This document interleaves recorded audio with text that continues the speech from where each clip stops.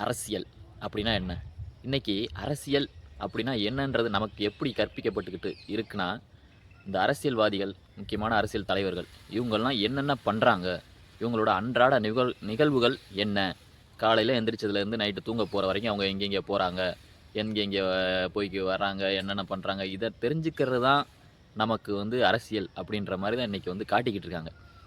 அவங்கவங்க எந்தெந்த கட்சிக்கு போய் சேர்றாங்க, இந்த கட்சியிலேருந்து அந்த கட்சிக்கு போறது, அந்த கட்சியிலேருந்து இந்த கட்சிக்கு போறது, இதுக்கு முன்னாடி அவங்க எந்த கட்சியில இருந்தாங்க, இதுக்கு முன்னாடி அவங்க எந்த தொகுதியில நின்று ஜெயிச்சாங்க, எத்தன முறை எம்எல்ஏவா இருந்திருக்காங்க.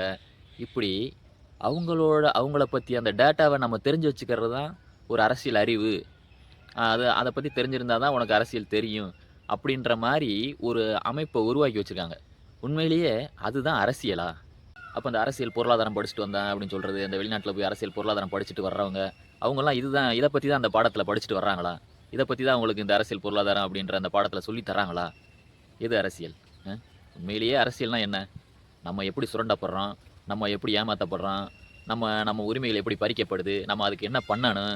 அத எப்படி நம்ம வந்து பாதுகாத்துக்கணும்? நம்மளோட வாழ்க்கைய எப்படி பாதுகாத்துக்கணும்? அப்படின்றத பத்தி ஒரு தெரிஞ்சுக்கிற ஒரு அறிவு தானே அரசியல் அறிவா இருக்க முடியும். இவங்கள பத்தியே தெரிஞ்சுக்கிட்டே நம்ம அரசியல் அறிவுன்னு சொல்றது சரியா? எங்க ஊர்லயே இப்ப அரசியல் இந்த நல்லா தெரிஞ்சவங்க அப்படின்னு சொல்லி இருக்கிற ஆளுங்கலாம் பார்த்தா, இந்த மாதிரி அரசியல்வாதிகள் எங்கே இருக்காங்க? என்ன பண்றாங்க? அவங்க எந்த கட்சியில இருக்காங்க? எல்லாமே விரல் நுனியில வச்சிருக்காங்க. ஒரு வாட்டி எங்க ஊர்ல ஒரு 2 பேர்ட்ட நான் பேசிக்கிட்டு இருக்கும்போது சொல்றாங்க, "இந்த கட்சி நிறுத்துற வேட்பாளர்லாம் சரியில்லப்பா. அவங்கலாம் வந்து எப்படி ஜெயிக்க முடியும்? அவங்கலாம் ஒண்ணும் அந்த அளவுக்கு சரியில்லையே. நல்ல வேட்பாளர் நிறுத்தலையே." அப்படின்னு இன்னொரு கட்சிய குறை சொல்றாங்க. இன்னொரு கட்சி என்ன சொல்றாங்க, "இவன் எப்படிப்பட்ட வேட்பாளர் நிறுத்தியிருக்காங்க இந்த கட்சிய சேர்ந்தவங்க. அருமையான வேட்பாளர். இவங்க கண்டிப்பா ஜெயிச்சுருவாங்க. நல்ல வெயிட்டான வேட்பாளர நிறுத்தியிருக்காங்க." அப்படின்ற மாரி சொல்றாங்க. அந்த வெயிட்டான வேட்பாளர் யாருன்னு பார்த்தா, கொள்ளை அடிச்சவங்க, கொலை பண்ணவங்க, கோடி கணக்குல ஊழல் பண்ணவங்க, இவங்க தான் அந்த வெயிட்டான வேட்பாளராம்.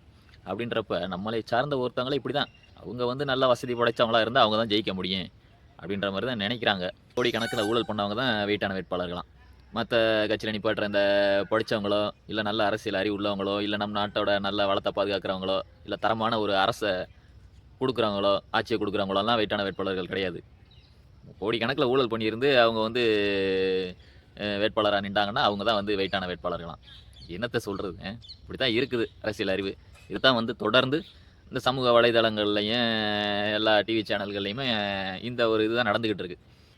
அதனால மக்களாகிய நாம தான் வந்து சரியான வேட்பாளர்கள கண்டுபிடிக்கணும். சரியான கட்சிய அங்கீகரிக்கணும். அதனால நல்ல ஒரு தலைவர தேர்ந்தெடுத்து, நம்மளோட ஓட்ட வந்து நல்ல தலைவருக்கு செலுத்தி, நம்மளோட நாட்ட பாதுகாக்கிற மாரி ஒரு தலைவருக்கு செலுத்தி, நம்மளுடைய கடமைய சிறப்பா நம்ம தான் செய்யணும். நமக்கு யாரும் வந்து சொல்லி தர மாட்டாங்க.